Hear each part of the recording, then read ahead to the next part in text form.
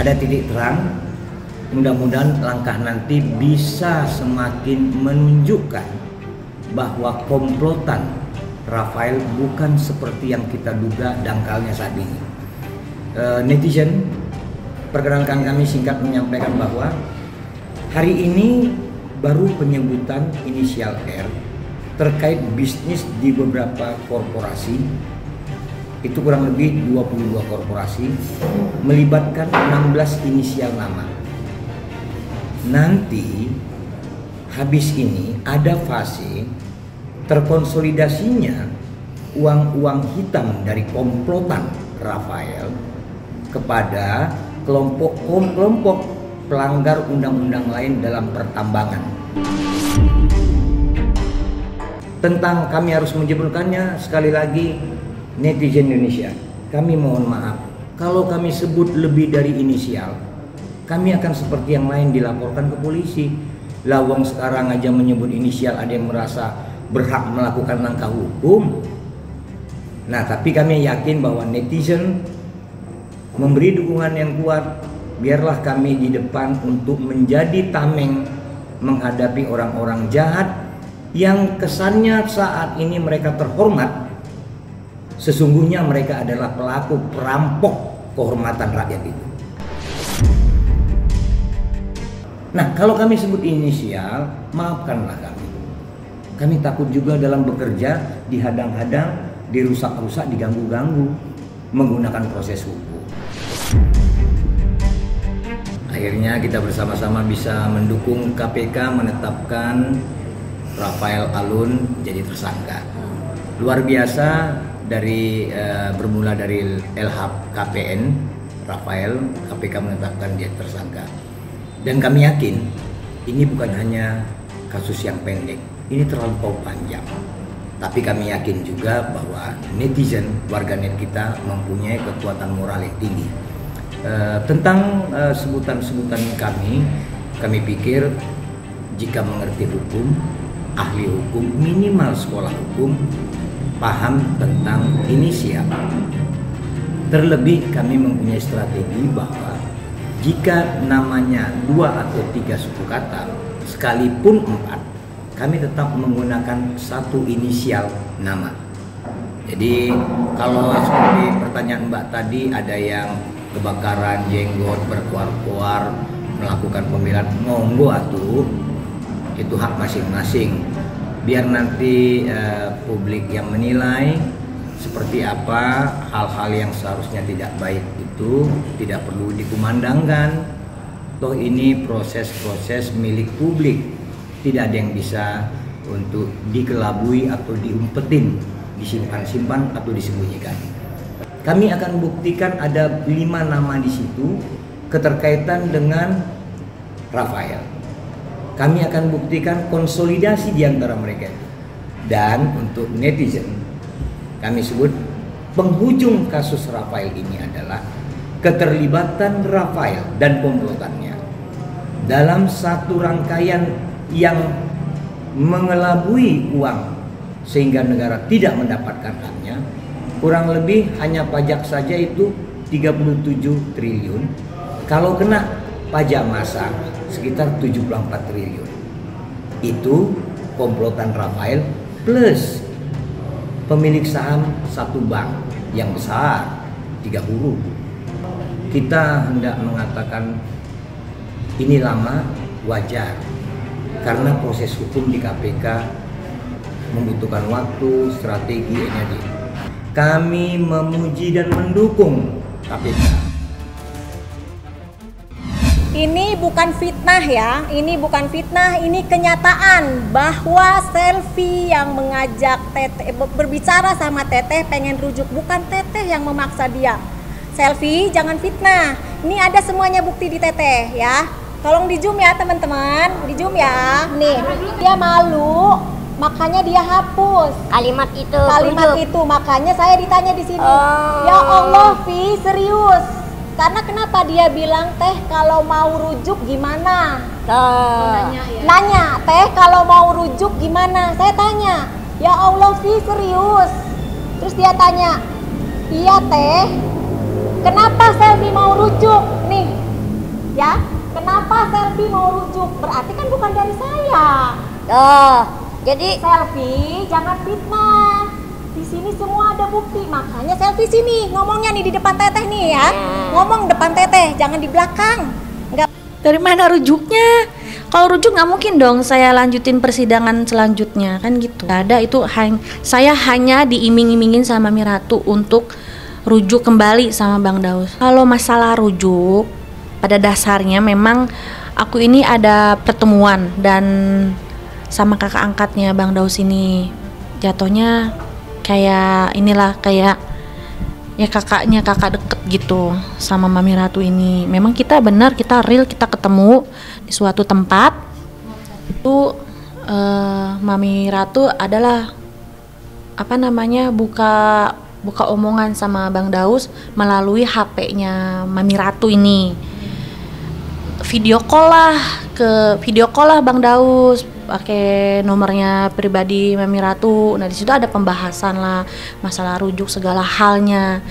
Nah, dan masalah rujuk nggak ada rujuk. Jadi kita ini jatuhnya tuh saya tuh kayak lagi diiming-imingi nih masalah rujuk ini. Inilah masalah Allah gitu. Emang udah lama nggak ketemu dan pada akhirnya Mami Ratu ngajakin kita ketemuan.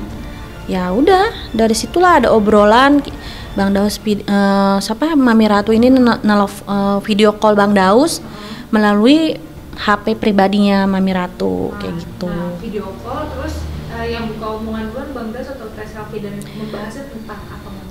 Ya di situ pembahasan memang banyak masalah Al-Fatih, masalah rumah tangga, dan memang itu real, kita ngomonginnya juga nggak ada yang dilebih-lebihin. Di situ juga Mami Ratu cuma bilang udahlah, damai lagi, rujuk lagi demi Al, katanya gitu. Ya udah, saya bilang ya nggak bisa karena ini proses perceraian saya sudah sampai ke persidangan keberapa. Saya tetap memilih prinsip yang awal. Memang udah tidak ada kecocokan, kita tetap berjalan silaturahmi itu hal wajar gitu. Ya kalau untuk masalah rujuk yang saya pertegas ya, itu Mami Ratu yang meminta saya rujuk kembali sama Bang Daus dan diiming-imingkan Al-Fatih gitu. Bukan dari mulut saya pribadi. Wajarnya kenapa? Memang saya masih ada satu suami istri, belum sah jadi bercerai ini gitu. Sebenarnya sih hal wajar kita ngomong hal kayak gitu karena memang masih suami istri, masih sah suami istri. Tapi pada akhirnya kan nggak terbukti. Dan saya pun akses juga nggak ada yang dibuka sama Bang Daus ini kan. Komunikasi juga nggak bisa kan gitu. Ya mau apa yang mau dilanjut ini kepedean. bisa mungkin kita jangan ngomong, tapi di pihak sana tetap masih ngerocos.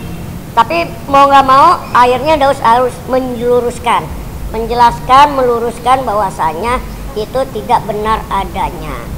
Ntar dibilang, Daus duluan tuh, ntar dibilang begitu lagi. Nih temen-temen nih ya yang nanya nih, Daus hanya meluruskan ya kan, bahwasanya pemberitaan yang kemarin itu emang itu adanya seperti itu. Saksinya ini Daus nggak ngada-ngada, bukan dalam artian wah kecil lu banyak gaya, banyak yang komen begitu. Enggak, ini saksinya gitu loh. Kalau Daus mau ngomong sesuai dengan apa yang ada faktanya gitu loh, nggak mau yang istilahnya ngarang. Itu jatuhnya nimbulnya fitnah di dunia nggak seberapa, ntar tanggung jawab di akhiratnya gitu. Ini saksinya ada Mami Ratu, ada Teh Sita ya kan.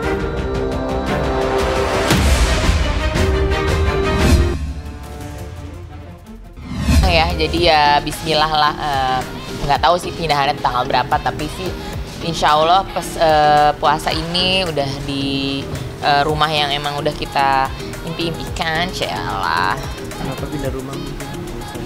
Emang udah bangun rumah udah lama, cuma baru jadi aja. Jadi alhamdulillah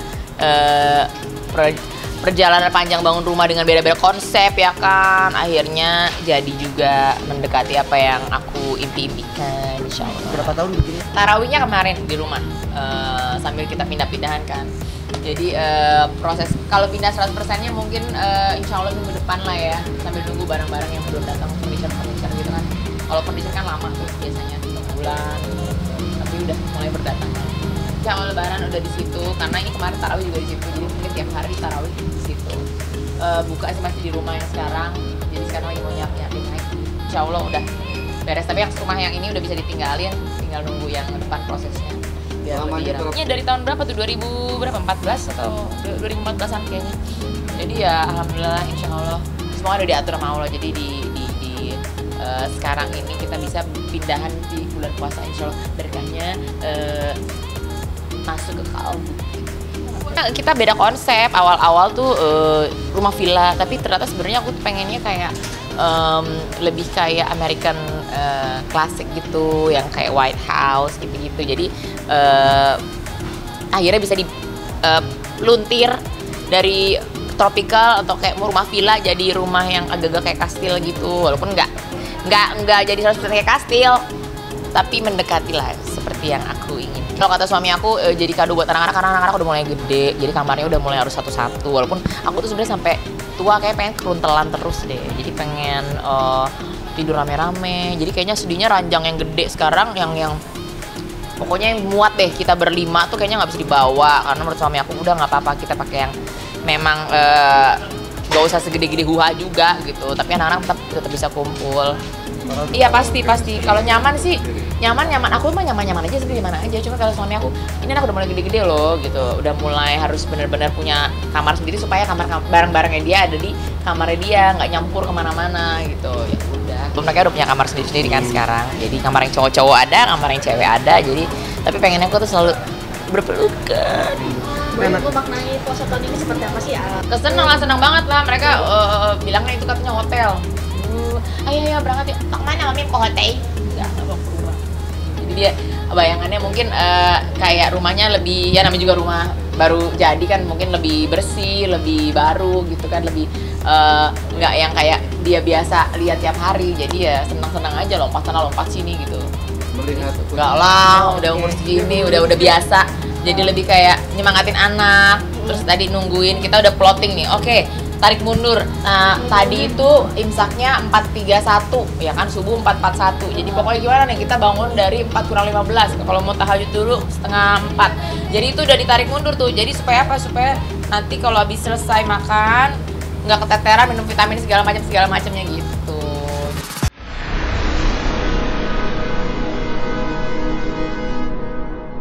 Jadi jangan lupa untuk subscribe Cumi Cumi.